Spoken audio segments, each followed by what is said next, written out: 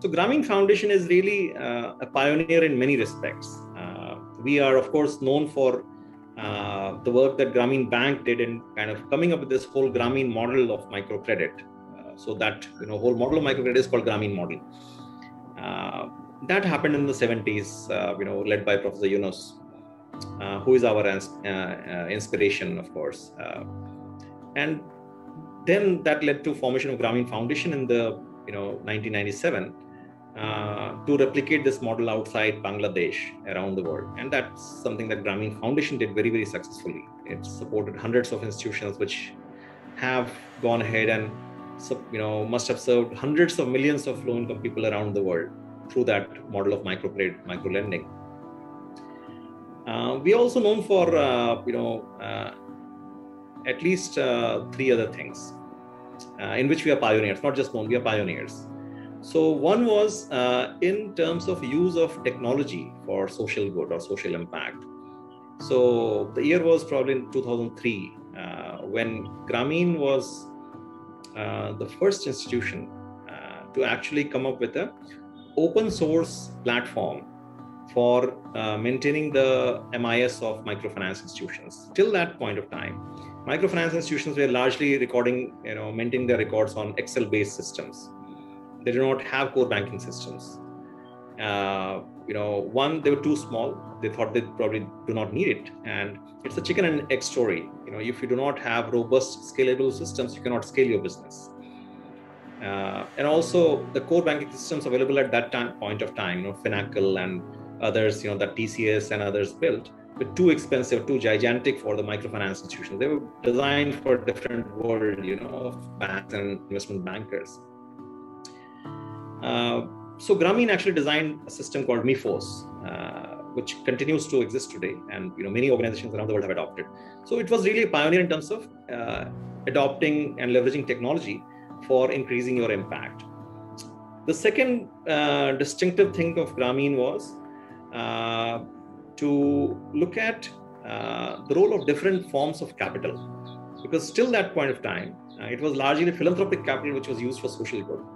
But Grameen saw an opportunity, especially in case of microcredit, microfinance, that it's a sustainable business model, which can really scale if it can leverage commercial capital, impact investment, not just the philanthropic capital, because philanthropic capital is limited, very, very small compared to the commercial capital which can be out there. So Grameen was again a pioneer in that space. It set up something called Grameen Growth Guarantee Fund, which supported microfinance institutions to access their first commercial investment in the form of debt or guarantee or equity. So which really led to the fact that many MFIs who were working with thousands of clients till that point of time could suddenly scale their business and work with millions. So the transformation from thousands to millions was very, very swift. And the third thing that Grameen did, again pioneering work, was to talk about the social impact of the work of MFIs and nonprofits. It says that it's not just adequate to give out loans, but to see who are the beneficiaries of these loans and what is happening in their lives. But that impact measurement is an expensive endeavor. So Grameen came up with a low-cost, scalable tool called Progress Out of Poverty Index, PPI Index, which was a tool which has since been replicated across 62 countries for the social performance measurement of micro-enterprise and microfinance programs. So those are kind of 3 very unique things that Grameen did, in terms of social impact of the work that you do, measurement tools for that, use of commercial capital and impact investment, and use of digital technology. These things put together, gives us a kind of unique kind of character as an organization. We are not a typical NGO which implements programs. We are not a business which gives out loans and makes money. So we call ourselves a social business or social enterprise, or social impact business rather, which believes in innovation, and when you want to innovate, you want to develop new models, new ways of doing things, then your data and evidence plays a very, very important role as to how do you know a certain innovation or is working or not working, right? What is the impact you are creating?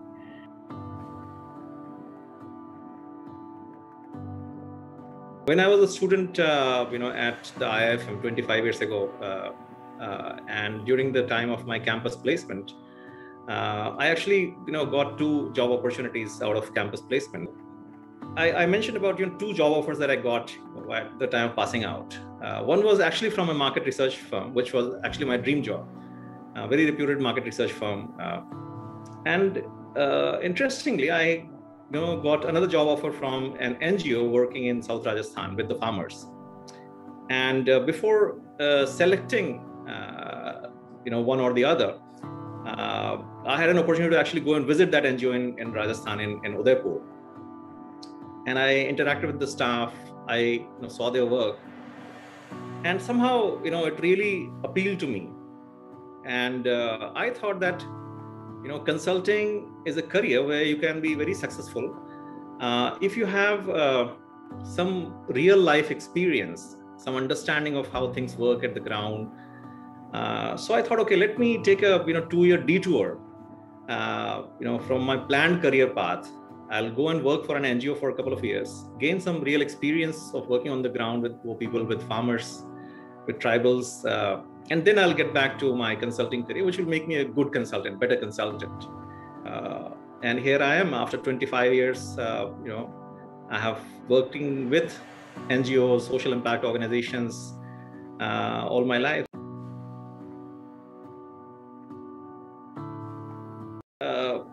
I started working in the year 1996, and that was the time when the NGOs had just started emerging on the scene. I should not say that the voluntary action or voluntary sector was new. India has had a history and culture of voluntarism for centuries, right? A lot of work done by our social reformers and has been there all along. But it was really a voluntary work. It was not a career choice, right? So, and one would do that kind of voluntary work after you have achieved something in life, and then you want to give back, and then you start, doing some voluntary work. But for young people to take up a career in NGOs, that was just starting to happen. Just a few years before that, this organization was set up called Pradhan. You may have heard of it. It stood for Professional Assistance for Development Action. Very well reputed organization, really well known for their work on livelihoods in different parts of the country. So that was the one NGO, there was another one, in Udaipur, Seva Mandir and Vidya Bhavan, of course, where I worked in, where you saw young people, from good institutes like, TISS, IRMA, IFM, kind of, coming and working. And that was a, different scenario. In Vidya Bhavan, where I was working, there was this bunch of young people coming out of, IRMA and IFM type of institutes. And then we had a bunch of, middle-aged people who had been working in agriculture sector, natural resource management, watershed management, soil and water conservation, agricultural extension, animal husbandry, poultry, dairy, etc., who were like technocrats, who had, great knowledge about their respective fields, but they were not managers. They were not, looking at this from a management perspective. There was a lot of, interesting differences that used to be there between that technocrats versus, the younger brats. So we always, believed that, we are right, we know it all, and they knew that these are young guys from college and they know nothing. So there was it was not easy to find acceptance. Of course, if you take up a job in NGOs, they will not be as well paying as job in bank or a consulting firm or any corporate house, but it has definitely become much better. A few things which happened was that the landscape of so people who come and work in the non-profit sector, that has changed. So now a lot of people from very, very good institutes, not just, IRMA and IFM and TISS always had that social orientation. But nowadays you'll find a lot of people coming from IIMs and IITs, and going and pursuing a career in non-profit sector. And a lot of people from media and communication field, journalism field also go and work in the non-profits. So you have, in terms of talent, the non-profit sector is able to attract and retain talent now, which is an important change. And then the sector itself has had lots of changes in terms of how and where the funding comes from. So that was a time when an NGO could write a proposal, about what you want to do and approach 5 different donors, and you will end up receiving funds, not very large sums of money, but small sums of money which can help you do things. So donors were at that point of time largely international donors. We did not have many Indian donors on the scene. There was some money which government used to give from some of its programs, from CAPART, from maybe NABARD, maybe from some of the agricultural development departments. But largely the funding was coming from international agencies, and international agencies were open and willing to react to a proposal coming from a non-profit. Now those times have changed.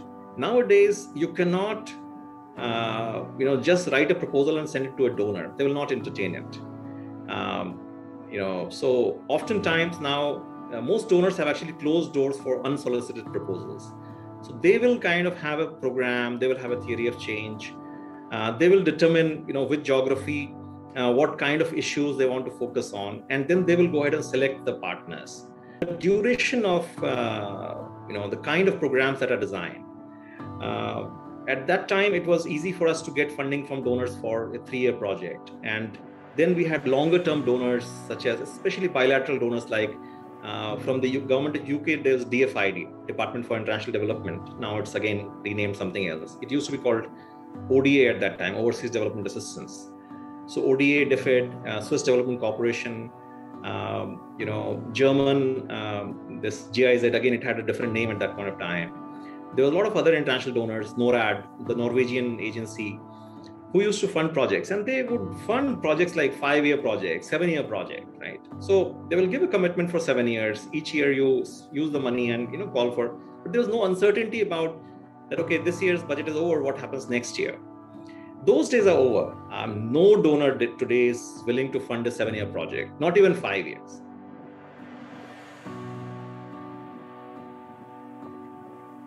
It is indeed a misconception. If you look at the balance sheet of any corporate, I can challenge you, and look at how much of their revenues they spend on their overheads compared to their core business. You will find that ratio is humongous. In the NGOs, we do not have that luxury because we do not have that kind of resources. So we have to be very, very careful and efficient with how and where we use our resources. And also, when we write proposals for the donors are also not willing to fund a lot of overheads. Most donors will have a cap, and unrealistically low caps. Some donors will agree to fund, up to 10% of overhead costs. Somebody will say, we only fund 4% or 7%, which is unrealistically low.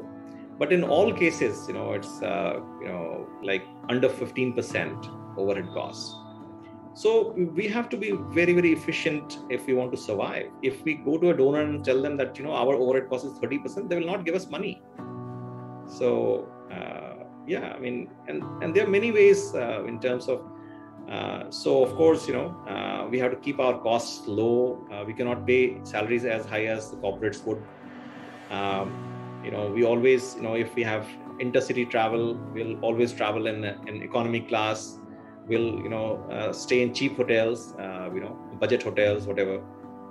We'll see opportunities to, cut costs by doing whatever, So And that's not just because there is less money, but there's also an important ideological perspective to that, which is that perspective is that concept of frugality. And that's a value that we, at least at Grameen, try to instill amongst all our people, that it's important to be frugal. Being frugal helps you do two things. One, the resources that you have are meant for benefiting the poor, the low-income people, the women.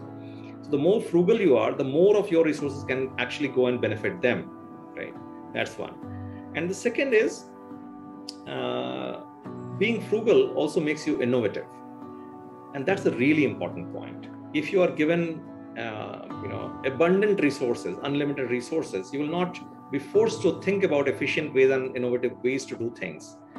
But when there's a resource constraint, you will think more. And I'm sure, the more you think about any problem, any challenge, you will always be able to improve upon how you do things. And it helps you become better as an individual, as an organization. So it's really important to be frugal in that sense.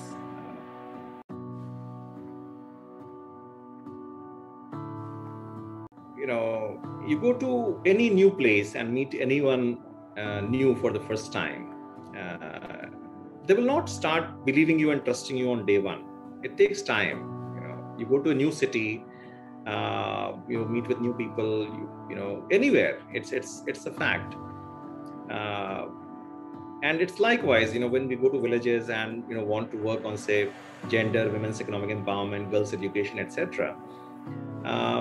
Before we say that this is what I would like you to do, it's important that we gain the trust of the community by one, spending time with them.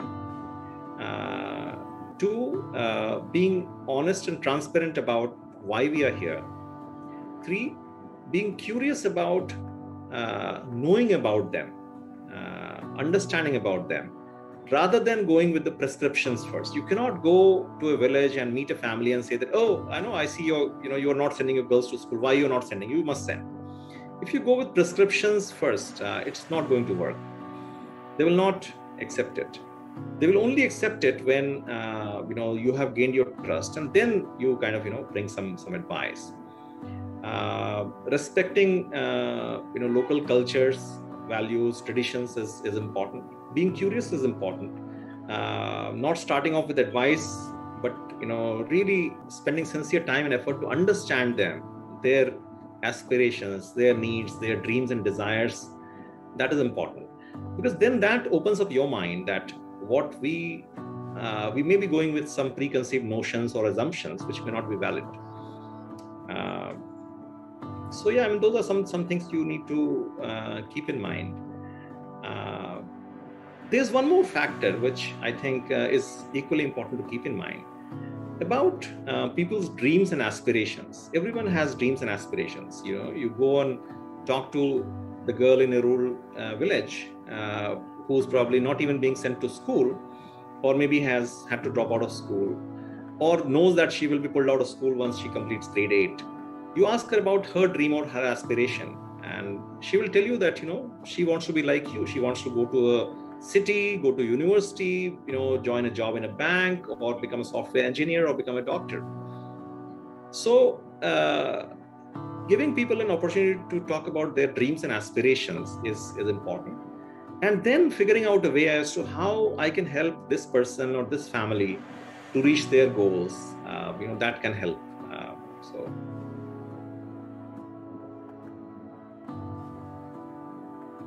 So Grameen actually designed a system called MIFOS, which continues to exist today, and many organizations around the world have adopted. So it was really a pioneer in terms of adopting and leveraging technology for increasing your impact. The second distinctive thing of Grameen was to look at the role of different forms of capital, because till that point of time, it was largely philanthropic capital which was used for social good.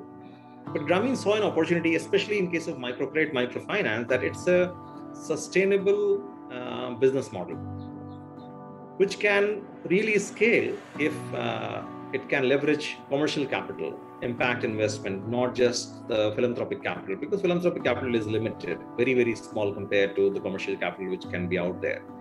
So Grameen was again a pioneer in that space. It set up, something called Grameen Growth Guarantee Fund, which supported microfinance institutions to access their first commercial investment in the form of debt or guarantee or equity. So again, what we do today has been built over years. When I came on board to lead Grameen in 2017, we were actually running some very successful financial education and digital financial literacy programs. And I, along with some of my colleagues and donors, went to kind of, review these programs in Maharashtra, in Nagpur. And we saw that, the intent of the program in terms of building the knowledge and awareness of people was excellent, right? But if you wanted this knowledge transfer to result in behavior change in terms of actual adoption of digital technology, that was not happening, right? And then, we tried to investigate why that is not happening. And we kind of understood that it's not just knowledge and awareness which is adequate for people to adopt certain product or service and start using it.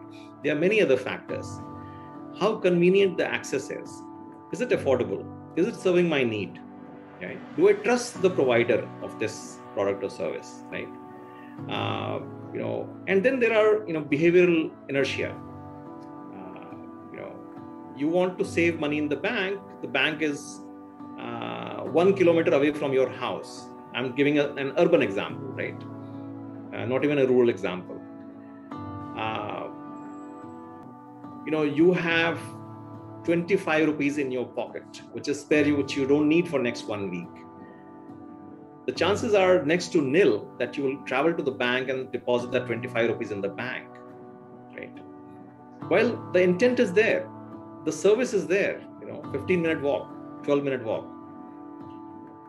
But you change that 25 rupees to 3,000 rupees that you do not need for next several weeks. The chances are much, much, much higher that you will actually make that journey and travel to the bank and deposit that money. So there's a lot of behavioral inertia which one needs to overcome. So we kind of, took into cognizance all these factors and then came up with a model on which we are working right now, called Grameen Mitra model. So Grameen Mitra is a self-employed entrepreneur from within the community. She's a educated woman from the village, and she works in her own village.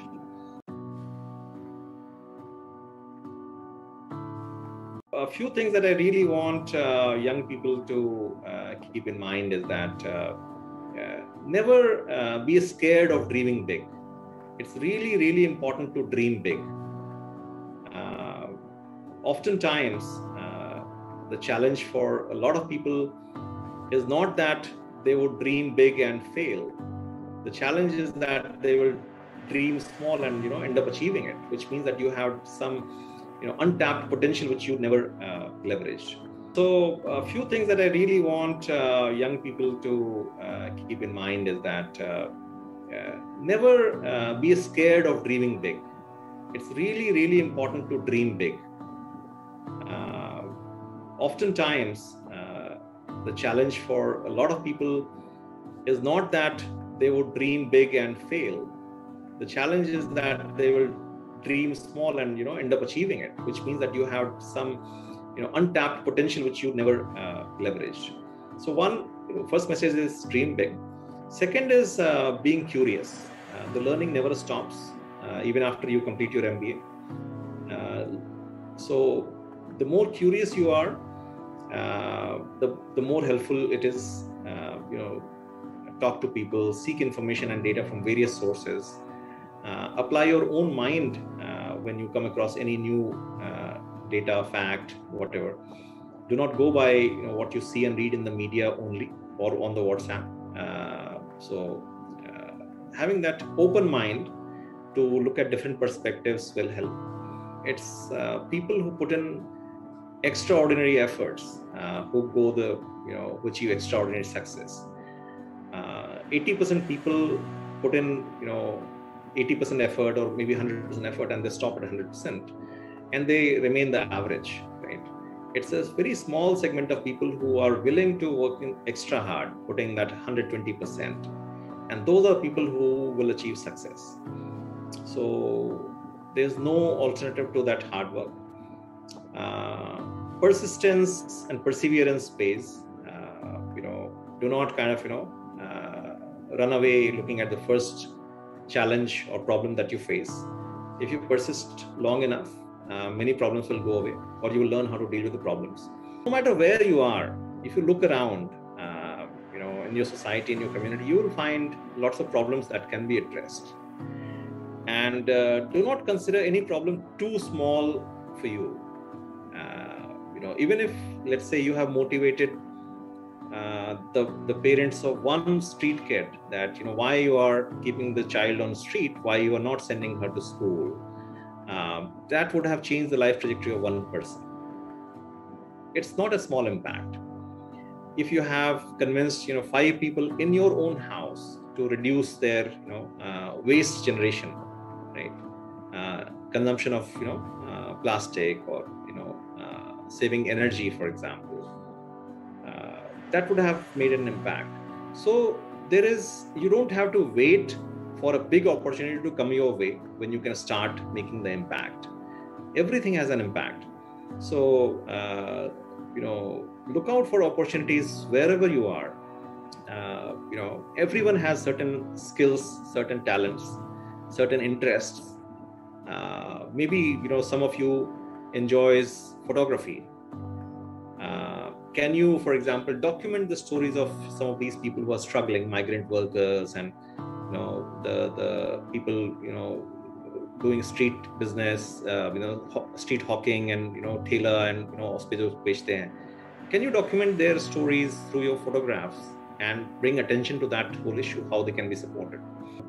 Can you organize a painting competition amongst the children in your society, which raises awareness about environmental issues, about anything? Can you look at doing a fundraiser? All of you are very fortunate to go to a very prestigious college, NMMIS, and you of course have a very large social network, all of you. And social network makes it possible to rally together other people who are like-minded people who are interested in those kind of ideas. So can you, for example, run a fundraiser amongst all the entire student body of NMMIS and raise funds for something important, that's something that you care about, right? Identify a cause that you care about, and find a way to create an impact. Everybody can create an impact, and it's never too early to get started.